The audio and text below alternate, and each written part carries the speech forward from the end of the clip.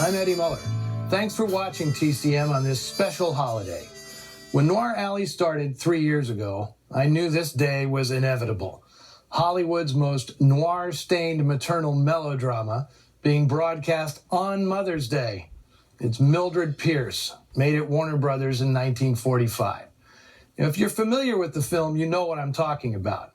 But if you're seeing Mildred Pierce for the first time, well, you're about to meet one of the most memorable rags-to-riches women in the movies, noir or otherwise. And if you don't believe Mildred Pierce is noir, I'll ask you this. How many classics of the genre tell tales of a successful man who sacrifices everything for that special woman, only to realize she's just a selfish, no-good vixen? In this case, the femme fatale who wraps the heroine around her little finger is Mildred's own daughter.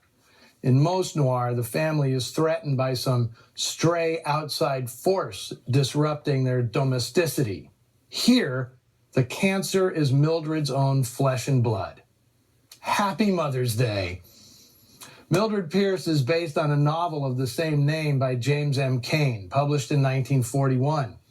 Cain is one of the seminal writers of noir fiction. His Depression-era novels, The Postman Always Rings Twice and Double Indemnity, are cornerstones of the noir ethos.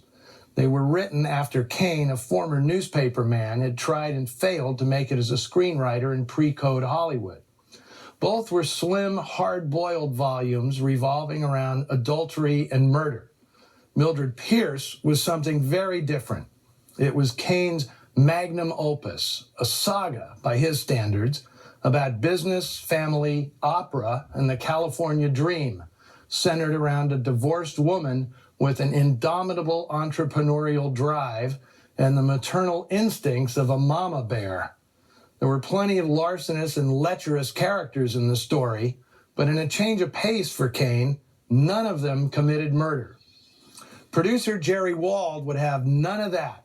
Once he saw the success Billy Wilder scored with Double Indemnity in 1944, Wald aimed at replicating it, setting up a movie version of Mildred Pierce at his home base, Warner Brothers. Now, he was gaining a rep as the studio's most driven and dynamic producer, and he hired a series of writers to adapt the novel, which, unlike the bullet-shot narratives of Postman and Double Indemnity, was a sprawling story that spanned several years. To goose things up, Wald insisted a murder set the story in motion and that it be told in flashback, a device lifted directly from the Double Indemnity script by Wilder and Raymond Chandler. Cain himself took an unsuccessful crack at it, as did Warner's contract writer Thames Williamson, before Wald assigned Catherine Turney to give the story a woman's sensibility.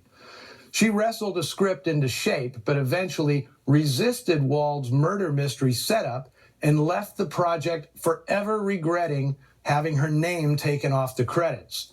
Another draft was by William Faulkner, which Wald rejected out of hand. All that's left from his version is the character of Lottie, the housekeeper played by Butterfly McQueen. Ranald McDougall, who'd written Objective Burma for Wald the previous year, he did the final draft. A young working-class writer from a poor family, McDougall understood what made Mildred run. He kept most of Turney's work, injected the film's most tragic element, and gave Wald the murder he wanted.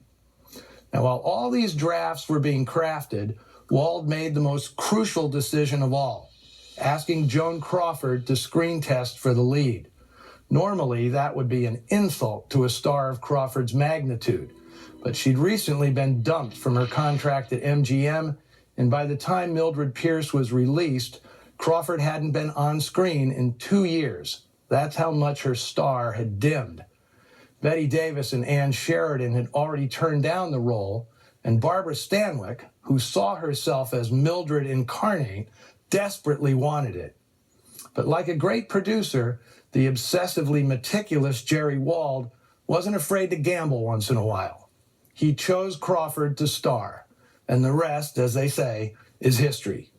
Well, it's history thanks also to the exceptional work of the studio's top director, Michael Curtiz, the gorgeous cinematography of Ernest Haller, and the pitch-perfect performances from the entire cast: Bruce Bennett, Eve Arden, Jack Carson, Zachary Scott, and most crucially, 17-year-old Anne Blythe as Vida, a daughter who would break any mother's heart.